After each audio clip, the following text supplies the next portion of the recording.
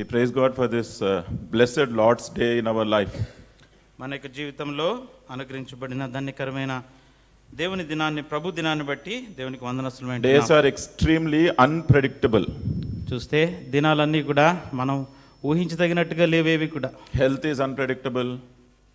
మన ఆరోగ్యం కూడా అలాగే ఉంటుంది. Jobs are unpredictable. ఉద్యోగాలు కూడా మనకు గుర్తించదగినట్టుగా ఉంటున్నాయి. Every day whatever we plan about, it concludes to be unpredictable.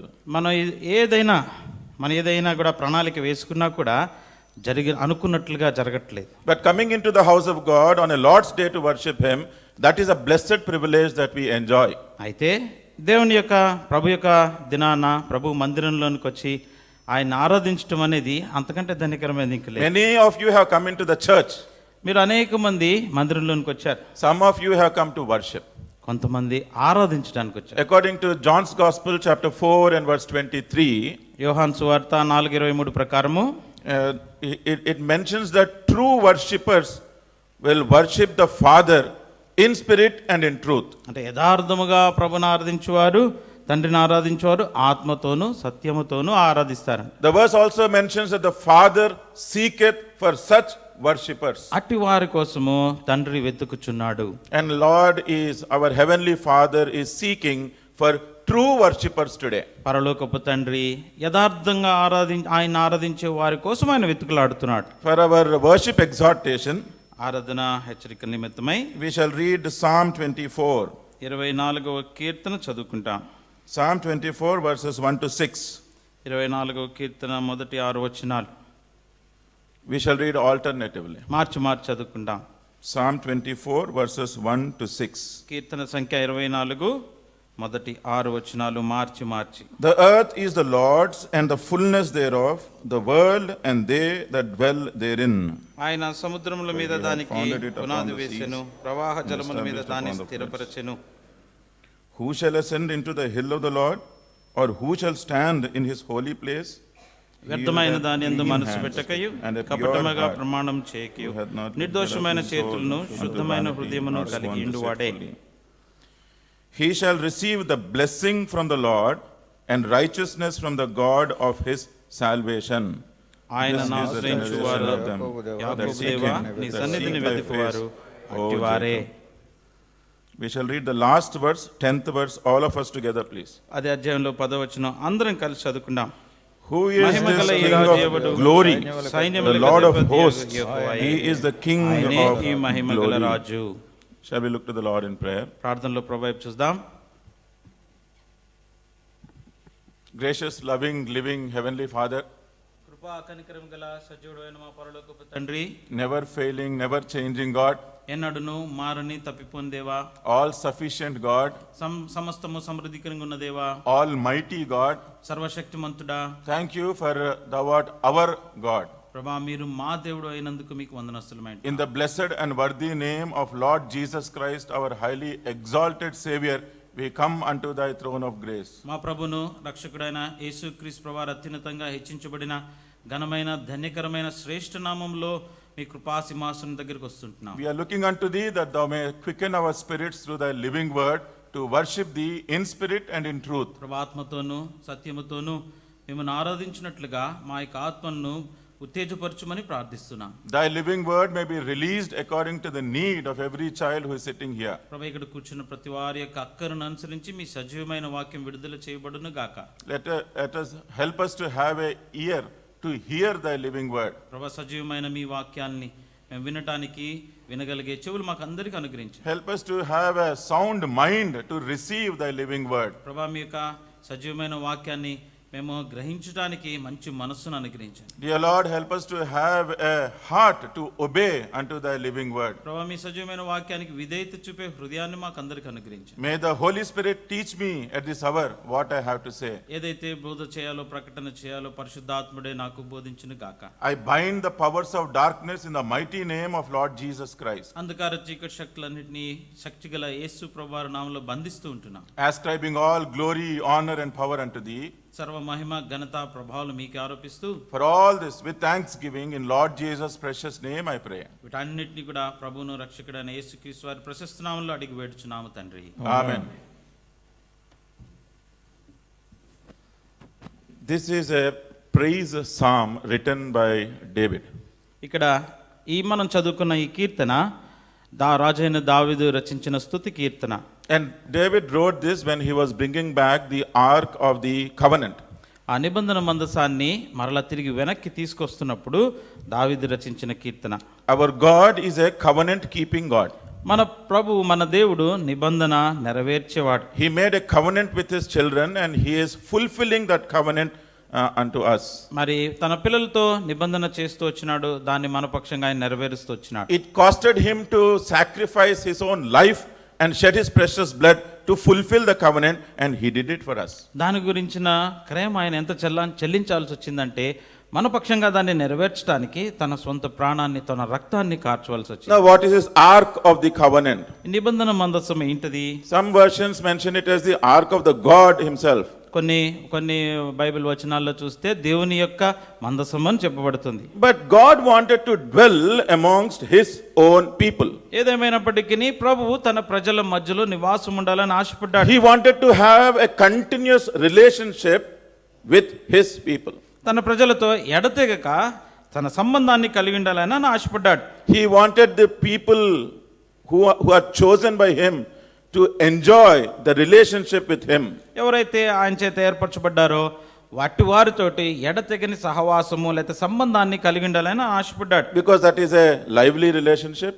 ఎందుకంటే అది ఎల్లప్పుడూ సజీవంగా ఉండే ఆ సంబంధం అది. That is a joyful relationship. అంతేకాదు అదంతో సంతోషకరమైన సంబంధం అది. That is a very steady relationship. అది నిలకడగా ఉండే సంబంధం అది. That is a eternal relationship. అది నిత్యత్వము కొరకు ఉండే సంబంధం అది. You or I who can enjoy that relationship will be for sure happy eternally. ఒకవేళ నీవు నేను గనక ఆ సంబంధంలో ఉన్నట్లయితే గనక నిత్యత్వము కొరకు మనం సంతోషంగానే ఉంటాం. This holy God, ఈ పరిశుద్ధ దేవుడు, this God in his spirit, ఆత్మ సంబంధమైన దేవుడు, he cannot directly dwell amongst his people. ఆ ఉన్న పాటున అంటే అదే రీతిగా తన ప్రజల మధ్యలో నివాసం ఉండటం కుదరదు. Therefore Moses was instructed that he has to erect an ark of the covenant. అందుకని మోషేకి ఆజ్ఞ ఇవ్వబడింది ఏంటి? నిబంధన మందసాన్ని నీవు నిర్మించాలి. To understand the ark of the covenant, ఆ నిబంధన మందసాన్ని మనం అర్థం చేసుకోవాలంటే let us read one verse from the Old Testament. పాత నిబంధనలోంచి ఒక వచనాన్ని చదువుదాం. 1 Kings chapter 4. రాజుల మొదటి గ్రంథము 4వ అధ్యాయము. 1 Kings chapter 4 మొదటి రాజులు 4 and verse 4. 4వ వచనం. Sorry, 1 Samuel chapter 4 and verse 4. దయచేసి క్షమించండి. సమూయేలు మొదటి గ్రంథము 4వ అధ్యాయము 4వ వచనం. So the people sent to Shiloh that they might bring forth thence the ark of the covenant of the Lord of hosts, which dwelleth between the cherubims, and the two sons of Eli, Hophni and Phinehas, were there with the ark of the covenant of God.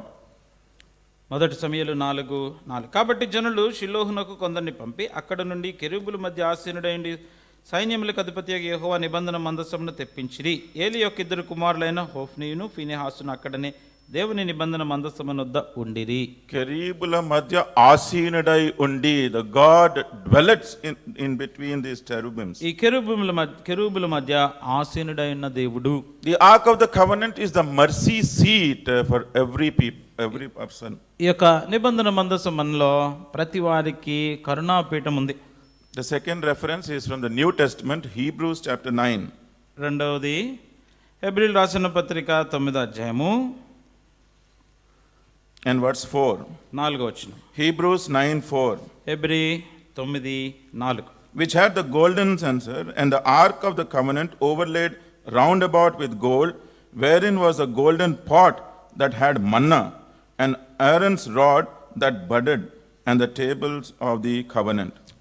Hebrew 9:4. అందులో సువర్ణ దుపార్తియు అంతటను బంగారు రేకులతో తాపబడిన నిబంధన మందసమును ఉండెను. ఆ మందసములో మన్నాగల బంగారు పాత్రయు చిగిరించిన అహరోను చేతికరయు నిబంధన పలకలను ఉండెను. Basically, wherever the ark of the covenant was present, ఎక్కడైనా నిబంధన మందసం ఉన్నదంటే it was where the living God used to dwell in the midst of his people. అక్కడ అది ఎక్కడైతే ఉంటుందో సజీవము గల దేవుడు తన ప్రజల మధ్యలో నివాసం ఉంటూ But వచ్చినాడు. right now we can understand that there are three things which are available in the Ark of the Covenant. మనం చూసినట్లయితే ఈ నిబంధన మందసంలో 3 విషయాలు ఉంటున్నాయి. It contains the God's commandments. అందులో నిబంధన పలకలు ఉన్నాయి. Let us remember them as God's law unto humankind. మనం జ్ఞాపకం చేసుకోవాలంటే మానవాళి గురించి ఇవ్వబడిన దేవుని యొక్క ధర్మశాస్త్రము. The second thing available in the ark was the Aaron's rod which was budding. ఆ మందసం నిబంధన మందసములో చిగురించిన అహరోను చేతికర్ర రెండవదిగా ఉంది. That actually is clarifying about the God's authority over his people. అదేం చూపిస్తుందంటే తన ప్రజల మీద దేవుడు కలిగిన అధికారానికి And గుర్తుగా the third one is the pot of manna. మూడవది మన్నాగల బంగారు పాత్ర. That's a God's provision unto his people. అంటే తన ప్రజలైన వారందరికీ దేవుడు కలిగి ఉండిన సదుపాయం. God is providing everything unto his people. తన ప్రజలందరికీ సమస్తాన్ని ఆయన చేకూరుస్తున్నాడు. Wherever the presence of God dwells, ఎక్కడైతే దేవుని సన్నిధి నివాసం ఉంటుందో, whether it is in his house or in our hearts, అదే ఆయన ఇంట్లో గాని మన హృదయాల్లో గాని, we can understand that there is God's law. అక్కడ మనం గ్రహించుకోవాల్సిన సంగతులు ఏంటంటే అక్కడ దేవుని యొక్క న్యాయము ధర్మశాస్త్రం ఉంది. And we also are under subjection of God's authority. అంతేకాకుండా ఆయన అధికారం కింద మనం ఉంటున్నాం. And then when we obey or live under his lordship, then there is God's provision which will satisfy us all through. ఆయన ప్రభుత్వం కింద ఆ రీతిగా మనం ఉండినట్లయితే మనకు కావలసినంతగా ఆయన చూసుకుంటాడు, సదుపాయాలన్నీ కలుగజేస్తాడు. In the history, in the reference from the Bible, we see two occasions about the Ark of the Covenant. చరిత్రలో చూసుకున్నట్లయితే బైబిల్ గ్రంథంలో నుంచి మనం చూసుకున్నట్లయితే నిబంధన మందసాన్ని గురించి 2 వచనాలు రాయబడి ఉన్నాయి. That is from 1 Samuel chapter 4. మొదటి సమూయేలు 4వ అధ్యాయంలో, And the secondly, it is in 2 Samuel chapter 6. తర్వాత 2వ సమూయేలు 6వ అధ్యాయంలో కూడా దాని గురించిన ప్రస్తావన ఉంది. I am reading one verse from 1 Samuel chapter 4. మొట్టమొదటిగా మొదటి సమూయేలు 4వ అధ్యాయంలోంచి ఒక వచనాన్ని చదువుతున్నాను. 1 Samuel chapter 4 verses 22, verse 22. మొదటి సమూయేలు 4:22. 1 Samuel 4:22. మొదటి సమూయేలు 4:22. And she said, the glory is departed from Israel, for the ark of God is taken. మనకి 21 చివరిలోంచి కలిసి ఉన్నాయి. ప్రభావము ఇశ్రాయేలీలో నుండి పోయినని చెప్పి తన బిడ్డకు ఈకాబోదు అని పేరు పెట్టాను. దేవుని మందసము పట్టబడిపోయినందున ప్రభావం ఇశ్రాయేలీలో నుండి చెరపట్టబడి పోయినని ఆమె చెప్పెను. In 1 Samuel chapter 4, we can understand that the ark of the covenant was taken away. మొదటి సమూయేలు 4వ అధ్యాయంలో మనకు అర్థమయ్యేది ఏంటంటే నిబంధన మందసము కొనిపోబడింది. The presence of God has left. అంటే దేవుని యొక్క సన్నిధి వెళ్ళిపోయింది. Even the person who understood that, she has named her son, and the meaning of that name is the glory is departed from Israel. ఇక్కడ ఈమె కూడా ఆ సంగతిని గ్రహించినదే తన బిడ్డకి ఈకాబోదు అని పేరు పెట్టింది. దాని అర్థము ప్రభావము ఇశ్రాయేలులో నుండి వెళ్ళిపోయింది. That is the period when God's law was missing. ఆ సమయంలో దేవుని యొక్క ధర్మశాస్త్రము కనుమరుగైపోయింది. That is the period when the people were not under the authority of God. అంటే దేవుని యొక్క అధికారం కింద ఆ దినాల్లో జనులు లేరు. That is the time when they were not provided anything from God, so they were not satisfied. దేవుని యొద్ద నుండి ఏది కూడా వారు సంపాదించుకోలేకపోయారు కాబట్టి తృప్తి లేకుండా జీవిస్తూ వచ్చారు. When we sit here to worship our living God, ఇక్కడ మన సజీవుడైన దేవుని మనం ఆరాధించడానికి ఇక్కడ this episode reminds us that we were also in the same situation, in the similar situation, without the God's presence or God's dwelling in our lives. మన యొక్క జీవితాలను కూడా పరీక్ష చేసుకుంటే ఇదే పరిస్థితి గుండా మనం వెళ్తూ వచ్చినాం. దేవుని యొక్క సన్నిధి కానీ దేవుని యొక్క ఆ యొక్క ఆశీర్వాదం కానీ మనతో ఉండకుండా వచ్చింది. How was our life at that time? ఆ సందర్భంలో మన జీవితం ఎలా ఉండింది? We were not under God's law.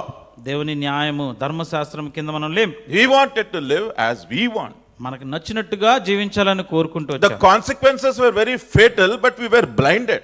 మనకి తద్వారా మనం ఎదుర్కొన్న పరిస్థితులన్నీ కూడా భయంకరంగా ఉంటొచ్చినాయి. In other words, గుడ్డివారిగా ఉంటొచ్చు. in other words, I can say that we actually rejected the law of God. వేరే విధంగా మాటల్లో చెప్పాలంటే దేవుని యొక్క న్యాయాన్ని ధర్మాన్ని మనం విడిచిపెట్టి We తృణీకరించాం. were not interested about the law of God. దేవుని యొక్క ధర్మశాస్త్రానికి పక్షంగా మనకు ఆసక్తి లేదు. The only expectation from God was that we show obedience unto the law of God. మరి దేవుని యొద్ద నుండి మన నుండి కోరబడుతుంది ఏంటంటే ఆయనకి విధేయులై ఉండాలని ఆశపడుతున్నాడు. Our forefathers were disobedient, they rejected the law of God and they lost the presence and fellowship of God in their life. మన పితరులు ఆ దేవుని యొక్క సన్నిధిని ఆయనకు అవిధేయులుంటూ వచ్చినారు. ఆయన యొక్క ధర్మశాస్త్రాన్ని తృణీకరించినారు కాబట్టి ఆయన సన్నిధి వారితో లేదు. We were disobedient and we also lost the fellowship of God. మనము కూడా అట్టి రీతిగానే అవిధేయులంగా ఉంటూ వచ్చాము, దేవుని సన్నిధిని కోల్పోతూ వచ్చాము. That was the time we were under utter confusion because we didn't have any rule to follow.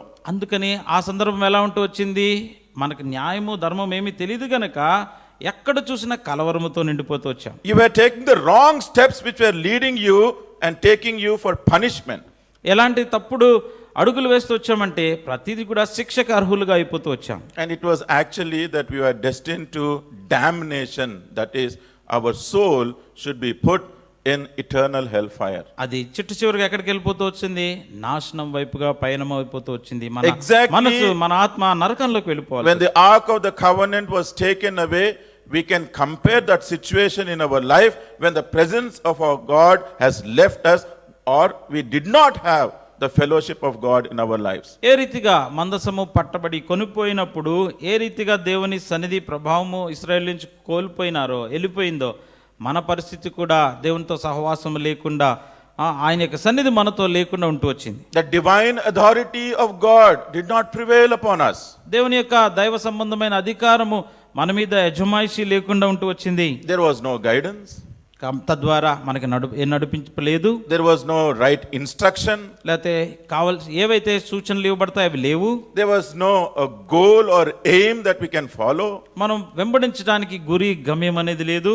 But you are dragged by the evil one so that you are destined to doom. దుష్టుడు మనల్ని ఈడ్చుకొని నాశనం వైపుగా తీసుకెళ్ళిపోతూ వచ్చాడు. The authority of God did not prevail. Therefore, the authority of the evil one has taken over our lives. దేవుని యొక్క అధికారం కింద మనము లేని కారణాన్ని బట్టి దుష్టుడు ఆ అధికారాన్ని మన మీద అజమాయిషి చేస్తూ వచ్చాడు. There was no God's provision. దేవుని యొక్క సమృద్ధి లేతే సమకూర్పు మనకి లేదు. God's provision, the manna was fresh every morning. దేవుని యొక్క ఆ మన్నా ప్రతిరోజు ఉదయం తాజాగా ఉంటూ వచ్చింది ఇశ్రాయేలీయులకి. Those who were fed by the heavenly manna, ఆ పర సంబంధమైన మన్నా చేత ఎవరైతే పోషించబడుతూ వచ్చారో, it is recorded, it is mentioned that their clothes nor their sandals, they did not wear out. మనకి బైబిల్ గ్రంథంలో రాయబడి ఉంది, వారు వేసుకున్న చెప్పులు అవి తెగిపోలేదు, వాళ్ళు వేసుకున్న దుస్తులు మాసిపోలేదంట. Actually, their strength and their health also did not diminish even 1%. అయితే వాళ్ళ యొక్క ఆరోగ్యము వారి యొక్క బలము కనీసం 1% కూడా తగ్గిపోలేదు. The strength which was provided by God's provision has made them to continue in their life's journey. దేవుడు ఏదైతే వారి పక్షంగా సమకూరుస్తూ వచ్చినాడో అది వారి ప్రయాణం అంతటికి కూడా సరిపోతూ వచ్చింది. But without the presence of God, దేవుని సన్నిధి లేకుండా when the fellowship was taken away or we rejected the fellowship of God, ఎప్పుడైతే దేవుని యొక్క సన్నిధి కొనిపోబడిందో లేకపోతే మనం ఆ సన్నిధిని మనం తృణీకరించామో సహవాసాన్ని, we were in a very pathetic condition. దయనీయమైన స్థితిలోకి మనం వెళ్ళిపోయాం. There was no singing, పాటలు లేవు, there was no dancing. నాట్యం లేదు. Why am I mentioning dancing? ఇక నాట్యం అని ఎందుకు చెప్తున్నా అంటే, Worship is also an expression wherein David danced with all his might.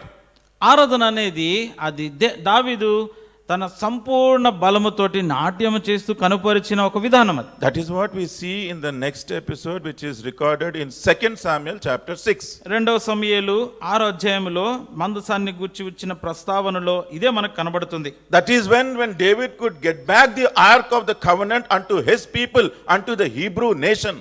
అది ఆ సందర్భం ఎలాంటిదంటే మరలా తిరిగి తన జనాంగానికి తన దేశానికి దావీదు మందసాన్ని మరలా తిరిగి తీసుకొస్తున్న Here సందర్భం. David was instrumental to get back the presence of God or the dwelling of God in the midst of his people. తన ప్రజల మధ్యలో దేవుని యొక్క సన్నిధి లేకపోతే దేవుడు తానే స్వయంగా నివాసం ఉండే పరిస్థితిని తీసుకొని రావడానికి దావీదుని ఒక పనిముట్టిగా ప్రభు వాడుకున్నాడు. 2 Samuel chapter 6 we can mention and give a title that it is a worship time. The people, the Hebrew nation, along with David, they were celebrating because the presence of God has come back to them. 6వ అధ్యాయం 2వ సమూయేలుకి ఒక శీర్షిక మనం ఇవ్వచ్చు ఏంటంటే ఆరాధన సమయం. ఆ యొక్క హెబ్రూ దేశం అంత జనాంగం అంతయు దావీదుతో పాటు కలిసి మందసాన్ని వెనక్కి తీసుకొని వస్తూ ఎంతగానో ఆరాధిస్తూ వచ్చారు. We praise God for Lord Jesus Christ who has restored back this fellowship of God with us. అయితే తండ్రితో మనం కలిగి ఉండవలసిన సహవాసాన్ని మళ్ళా తిరిగి యేసుక్రీస్తు ప్రభువారు సమకూర్చిన విధానాన్ని బట్టి దేవునికి వందనస్తులమైంటున్నాం. Whoever was there to receive or whoever have received this salvation of Lord Jesus Christ, ఎవరైతే యేసుక్రీస్తు ప్రభువారిచ్చే ఈ రక్షణను పొందుకున్నారో they will celebrate. వాళ్ళు దాని ఒక పండుగగా చేసుకుంటారు. And what is the external expression of that celebration? అది ఆ రీతిగా కనబరచడానికి బాహ్యంగా ఎలా కనబడుతుంది అది? David was dancing here, ఇక్కడైతే దావీదు నాట్యం చేస్తూ వచ్చాడు. but you will worship with your hearts full and overflowing with joy and happiness, which is given by God and which is for eternity. నీవైతే ఏదైతే దేవుడు నిత్యత్వము కొరకు ఆయన స్వయంగా ఇస్తున్నాడో అది అటువంటి గొప్ప ఆనందభరితమైన సంతోషముతో నువ్వు ప్రభుని ఆరాధించేవాడుగా ఉంటావు. I have noted three things which were restored or which the Hebrew nation could enjoy when the Ark of the Covenant was brought back by David. ఎప్పుడైతే దావీదు ఈ నిబంధన మందసాన్ని మరలా తిరిగి హిబ్రూ జనాంగానికి తీసుకొస్తూ వచ్చినాడో ఆ సందర్భంలో 3 విషయాలు నేను అక్కడ గమనించాను. 2 Samuel chapter 6 and verse 11. 2వ సమూయేలు 6వ అధ్యాయము 11వ వచనం. I'm just reading a fragment. And the Lord blessed Obed-Edom and all his household. మనకి చివరిలో రాయబడి ఉంది, యెహోవా ఒబేదెదోమును అతని ఇంటి వారందరినీ ఆశీర్వదించెను. These are the blessings of God, the living God. సజీవుడైన దేవుని ఆశీర్వాదాలు ఇవి. Why was this house or this person was blessed by the Lord?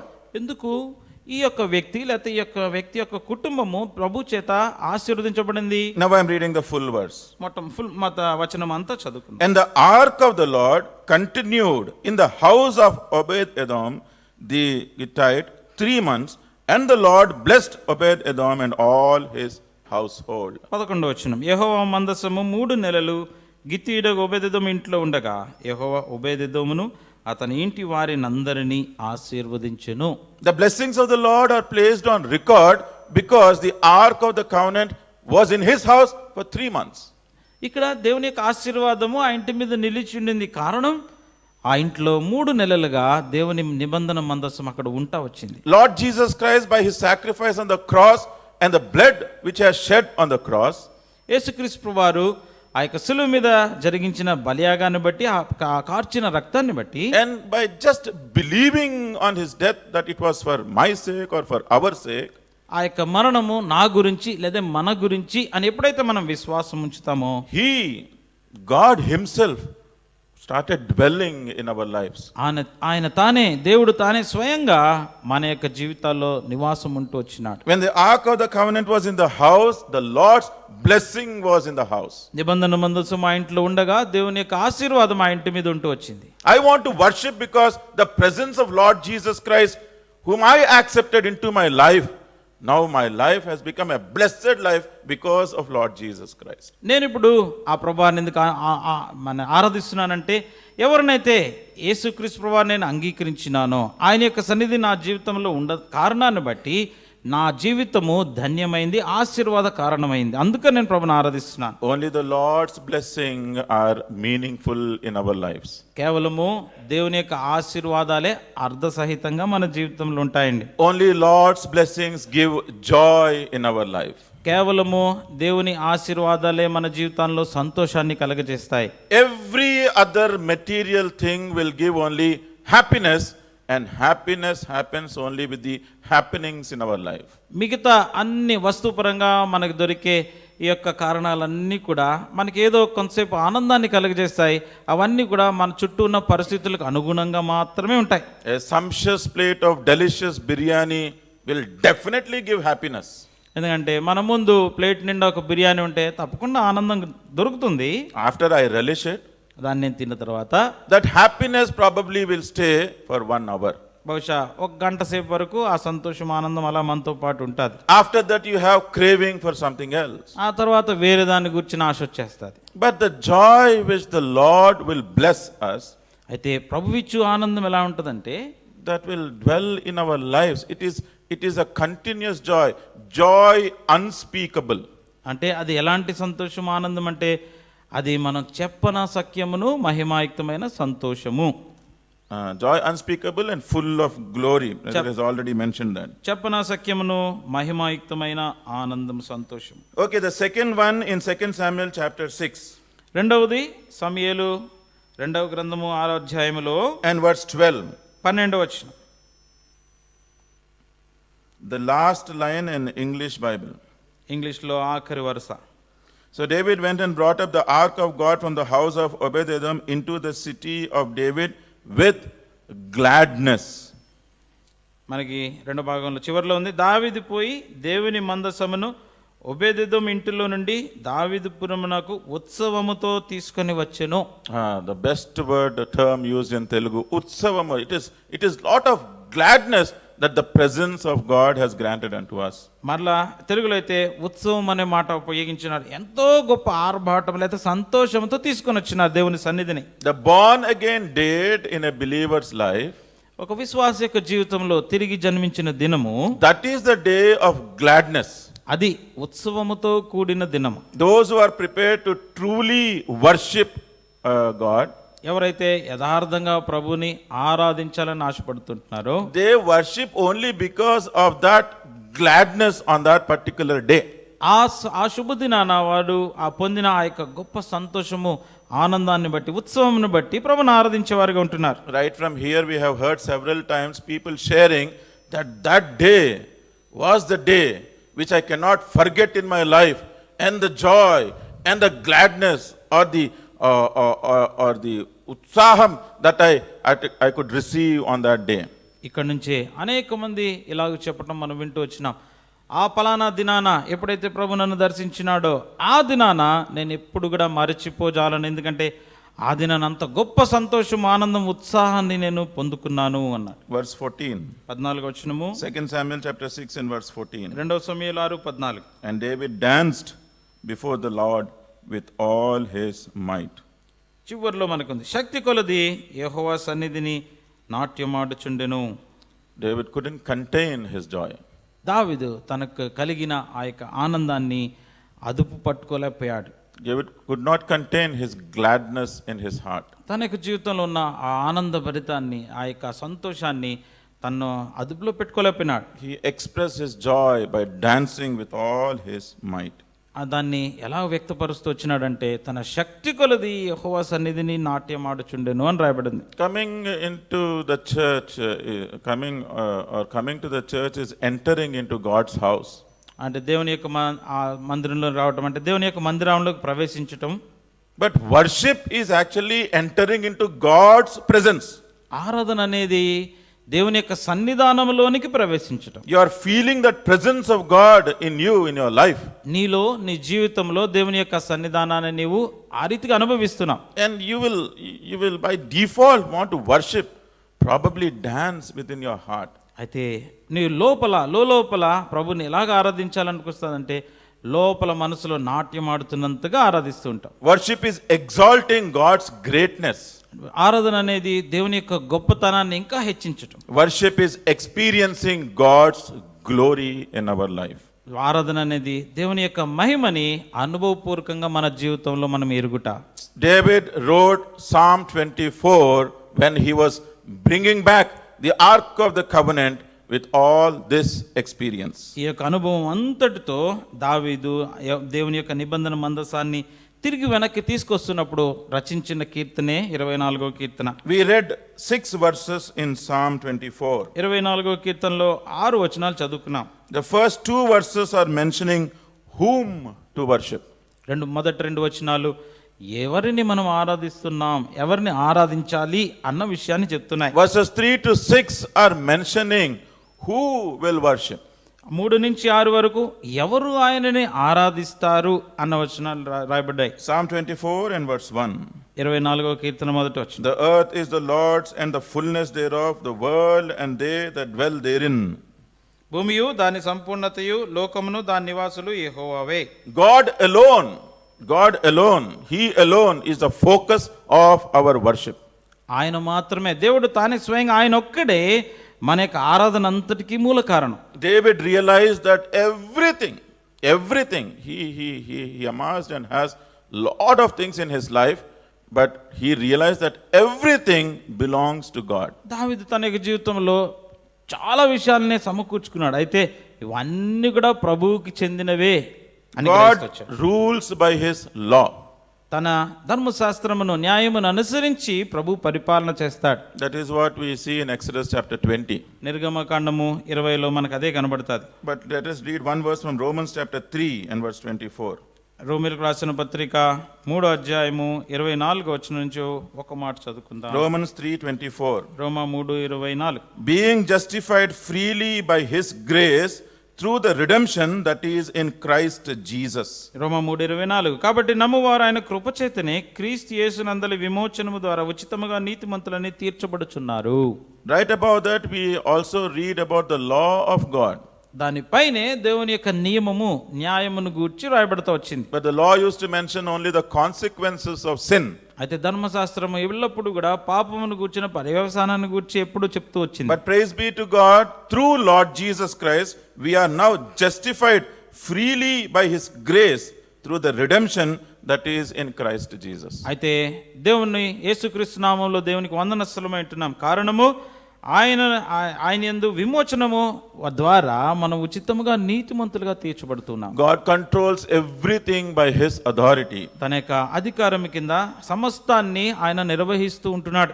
Everything, whole authority is given in heaven and also upon earth. ఆ యొక్క పరలోకంలో గాని భూమి మీద గాని సర్వాధికారము ఆయనకి ఇవ్వబడుతూ వచ్చింది. That is what we read in Matthew chapter 28 and verse 18. మత్తయి సువార్త 28:18లో అదే మనకు కనబడుతుంది. God provides from the riches of his glory. తన యొక్క మహిమైశ్వర్యంలోంచి ప్రభు మనకు అనుగ్రహిస్తూ ఉంటాడు. That is what we read in Philippians chapter 4 and verse 19. Philippi 4:19లో అదే మనకు కనబడుతుంది. So whom to worship? ఎవరిని మనం ఆరాధించాలి? We have to worship God alone because everything belongs to him. కేవలము ఆయన్ని మాత్రమే ఆరాధించబద్దులమైంటున్నాం. కారణము సమస్తము ఆయనవే. I may have a car, నాకు కారు ఉండొచ్చు, I may have a job, ఉద్యోగం ఉండొచ్చు, I may have a family, కుటుంబం ఉండొచ్చు. I may start boasting about all these things. నాకు కలిగిన వాటన్నిటిని బట్టి నేను గొప్ప చేసుకోవచ్చు. I may mention I have all this, so I am good in life. ఇవన్నీ నాకున్న కారణాన్ని బట్టి నేను చాలా చక్కగా ఉన్నాను అనుకోవచ్చు, అతిశయించవచ్చు. But from now, after 30 years in my case, ఒకవేళ ఇక్కడ నుంచి 30 సంవత్సరాలు గడిస్తే they won't belong to me. ఇక మీదట అవి నాకు చెందినవి ఉండవు. I myself may not be upon this earth. నాకు నేనే ఈ భూమి మీద ఉండకపోవచ్చు. Therefore, everything belongs to God. కాబట్టి సమస్తము ఆయనకు చెందినవే. When I acknowledge that, I focus only on God and worship him because of everything he gave unto me, that everything. ఎప్పుడైతే నేను ఈ విషయాన్ని గ్రహింపులోనికి తెచ్చుకుంటూ ఉంటానో అందును బట్టి నేను ప్రభువుని ఆరాధించేవాడిగా ఉంటాను. ఎందుకని తనకు సంబంధించిన వాటన్నిటిలో నుంచి కొన్ని నాకు సమకూర్చి ఆయన నాకు ఇచ్చినాడు కాబట్టి. Whom to worship? It is only God that we have to focus and worship him. ఎవరిని మనం ఆరాధించాలి? కేవలము దేవునిని మాత్రమే దృష్టిలో ఉంచుకొని ఆయన ఆరాధించాలి. Who will worship? ఎవరు ఆరాధించేవారు? Psalm 24 and verse 4. 24వ కీర్తన 4వ వచనం. He that hath clean hands and a pure heart, who hath not lifted up his soul unto vanity, nor sworn deceitfully. నిర్దోషమైన చేతులను శుద్ధమైన హృదయమును కలిగి వ్యర్థమైన దాని యందు మనసు పెట్టక కపటముగా ప్రమాణము చేయకుండువాడు. This is not our qualification. ఇవి మనకుండే అర్హతలు అసలు కానే కావు. No, we did not have clean hands. నిర్దోషమైన చేతులు మనకు లేవు, We did not have pure heart. శుద్ధ హృదయం మనకు లేదు. Bible again and again exhorted us that the heart is the most deceitful thing that we had. మరలా బైబిల్ గ్రంథం చెప్పేది హృదయం అన్నిటికంటే మోసకరమైంది. And we were going to do some things which were unclean. అంతేకాదు అశుద్ధ కార్యాలు ఏవైతే మురిగ్గా ఉంటాయో ఆ కార్యాలు వెంబడి మనం చేసే వారంగా ఉంటూ వచ్చాం. But thanks for Lord Jesus Christ. అయితే యేసుక్రీస్తు ప్రభువారిని బట్టి వందనస్తులమైన We have been pardoned. మనం క్షమించబడి, We have been forgiven. మనకి క్షమాపణ అనుగ్రహించి, We have been redeemed. విమోచించబడిన వారంగా. Redeemed is the cost has been paid by him in full. అంటే సంపూర్ణంగా దాన్ని కూర్చిన క్రయము ఆయన చెల్లించేశాడు. Now I don't have that guilt on my hands. ఇక మీదట నా చేతుల మీద నేరారోపణ లేదు. And I don't have that heart which has blinded me all through. అదివరకు గుడ్డితనంలో నింపివేసిన ఆ హృదయము నాకు ఇక మీదట లేదు. The heart has changed. I am a new person, made a new person. ప్రభు నన్ను మార్చేసినాడు, నూతన వ్యక్తిగా చేస్తూ వచ్చాడు. Psalm 18 and verse 20. 18వ కీర్తన 20వ వచనం. The Lord rewarded me according to my righteousness, according to the cleanness of my hands hath he recompensed me. నా నీతిని బట్టి యెహోవా నాకు ప్రతిఫలమిచ్చెను, నా నిర్దోషత్వమును బట్టి నాకు ప్రతిఫలమిచ్చెను. So just another Psalm 15 ఇంకొక 15వ కీర్తనలో verse 2. 2వ వచనము. He that walketh uprightly and walketh righteousness and speaketh the truth in his heart. యథార్థమైన ప్రవర్తన కలిగి నీతిని అనుసరించుచు హృదయపూర్వకముగా నిజము పలుకువాడే. This is all only by the grace of God. ఇవన్నీ కూడా కేవలము దేవుని కృప ద్వారా మాత్రమే. David is mentioning his experience. దావీదు తన యొక్క అనుభవాన్ని చెప్తున్నాడు. Today it is our opportunity to express our experience. ఈ రోజు మన అనుభవాన్ని కూడా ఆ రీతిగా మరల తిరిగి చెప్పడానికి మనకి ఇవ్వబడుతున్న ఆధిక్యత. Blessed are the pure in heart, for they shall see God. హృదయ శుద్ధి గల వారు ధన్యులు, వారు దేవుని చూస్తారు. Therefore, in our worship, if it is through pure heart, which happened by the cleansing of the blood of Lord Jesus Christ, then yes, we will see God and experience the goodness of God. ఎప్పుడైతే దేవుని యొక్క యేసుక్రీస్తు ప్రభువారి రక్తం ద్వారా కడగబడి శుద్ధమైన హృదయాన్ని మనం కలిగి ఉంటామో అది మన అనుభవం అవుతుంది. మనం కూడా దేవుని చూస్తూ ఆయన ఆరాధించే వారికి ఉంటాం. One verse we shall read and close. ఒక వచనాన్ని చదువుకొని ముగించుకుంటాం. John's Gospel chapter 15 యోహాను సువార్త 15 and verse 3.